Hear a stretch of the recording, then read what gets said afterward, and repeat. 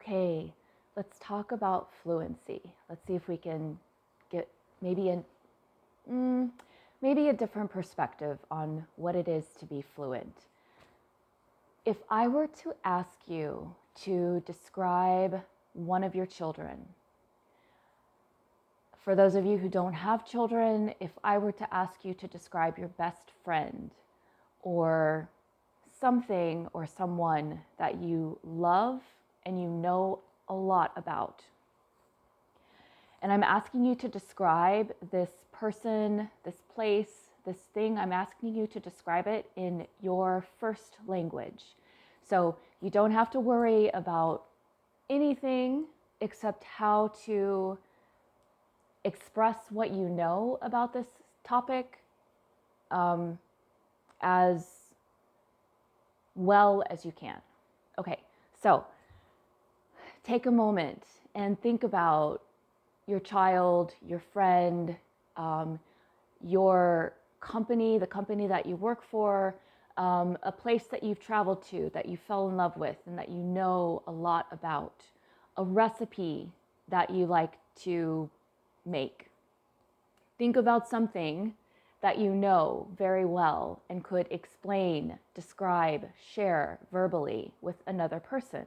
You can pause the video and bring this thing to mind and some phrases, some thoughts, some sentences about it, and then come back to the video. We're going to pretend that you did that. Okay. I would like to help you just change your perspective a little bit about what it is to be fluent in something. Every single one of us is fluent in some topic, in something about their life, about your life. We are not fluent in everything, like I said in the last video. Even though we might have a lot of vocabulary and have a deep understanding of how to use our language, our first language, there will be topics that we come across that we're not fluent in. So for example, if you are not a doctor, there are things that doctors know and have been trained in and have experienced that you would not be able to speak about. If you are an engineer, and there's so many different kinds of engineers, a lot of my clients are engineers, you have a language and a way of understanding the world that somebody else isn't going to have because they don't have that language and that experience and that training. Now, it is also true that we can learn. I will be conservative and I will say we can learn just about anything. So you can learn medical terminology. You can learn how to think like an engineer. These are things that can be taught. But what I want us to recognize right now is that this idea of fluency, when we bring that into a language that we're learning, some of us think that just having vocabulary and grammar understanding in a language means that we can be fluent at any moment in that language on all topics. And that's not actually the case. If I wanted to speak to a medical professional in a language that they understood, or if they wanted to speak to me, I would need to learn some medical terminology, which is a whole nother language. If a coder wanted to speak to me about how a program or how software worked, they would need to teach me some of their language. So fluency, in many ways, our ability to be fluent has to do with our understanding of a subject, at least as much as it has to do with the language. Okay, so here is something that you can do to build your fluency around topics that you know very well in your first language. Again, I'm assigning another writing practice, but you can also do this by voice recording. You can do this by making a video. What I'd like you to do is choose a topic in your first language that you love to learn about, a topic that you could teach others about. And this, again, could be about a family member.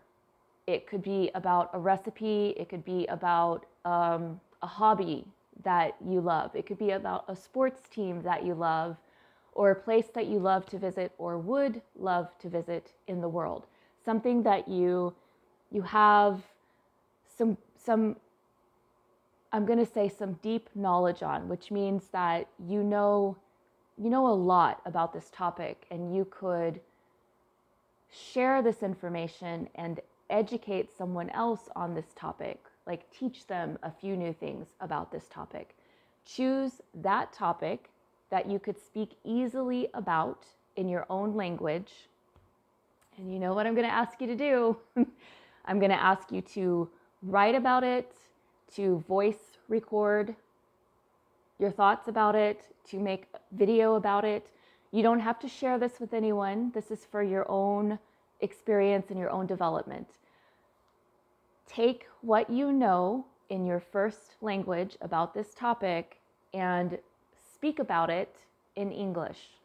And again, you might find that you don't have all of the words that you'd like to have. You might feel like you're using very basic language to express something that you know you have deep understanding about in your language. That's okay. That's actually a good thing. Go ahead and write out what you can, or record out what you can, or video out what you can in English. And then later you can come back and start looking for more vocabulary. You can start looking for better ways, more descriptive ways to express yourself about that topic.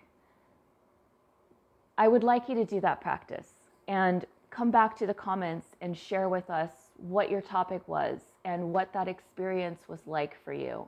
If it was frustrating, share why it was frustrating. If it was encouraging, share why it was encouraging. Let us know how this, I call them experiments. You can call them assignments. Let us know how this assignment was for you. And again, don't get stuck. Don't spend a lot of time feeling frustrated about not being able to express yourself. You could actually write that as part of the experience. I'm feeling really frustrated right now because I know what I want to say, but I don't know how to say it. That is part of the lesson for you. That's part of the assignment.